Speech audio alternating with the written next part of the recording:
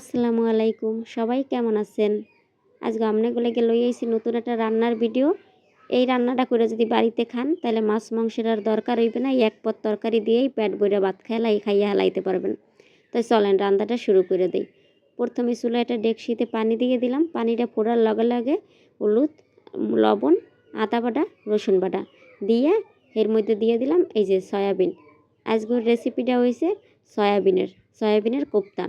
সয়াবিনের কোপ্তা কেটা কেটা খাইছেন অবশ্যই কিন্তু কমেন্ট করে জানাইবেন। তবে অনেকে অনেকভাবে বানান, তবে আমি একদম সহজভাবে আপনাকে দেখামু। বেশি জয় ঝামেলার কোনো দরকার হইবে না, আর খুবই ভালোভাবে আপনারা বানাইয়ে খাইতে পারবেন। 10 থেকে 15 মিনিটের মতো সেদ্ধ করলেই সুন্দর মতো সয়াবিনটা সেদ্ধ হয়ে যাবে। তারপরে একটা জালিতে এরম ডাইলা লইবেন। ঠান্ডা হয়ে যাওয়ার পরে একটা ব্লেন্ডার মেশিনে এরম ডাইলা লইবেন, কারণ এটা ব্লেন্ড করতে হইবে। তারপর আমি ব্লেন্ডার করে লইলাম। এই দেখেন এরকম সাবা সাবা থাকবে, একদম কিন্তু মিহিন হইবে না। আর এরম সাবা সাবাই দরকার। 2-3টা গুল্লানি দিলে কিন্তু এরম সাবা সাবা হয়ে যাবে। যাই হোক, একটা বলের মধ্যে ওই সয়াবিনের গুঁড়াগুলা ডাইলা লইলাম।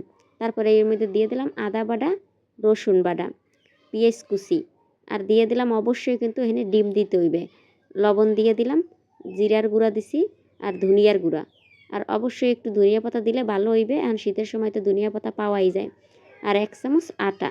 এখন এইগুলো সব মিক্সড করতে হবে।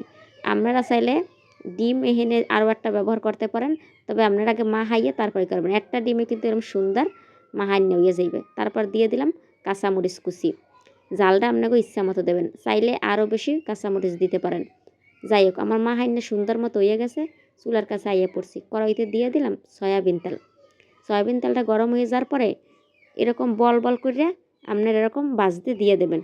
অবশ্যই কিন্তু এরকম চাইপা সুন্দর একটা বল তৈরি করে নেবেন, নাইলে কিন্তু চুলায় দেওয়ার লাগে লাগে ফাইটে যাইবে।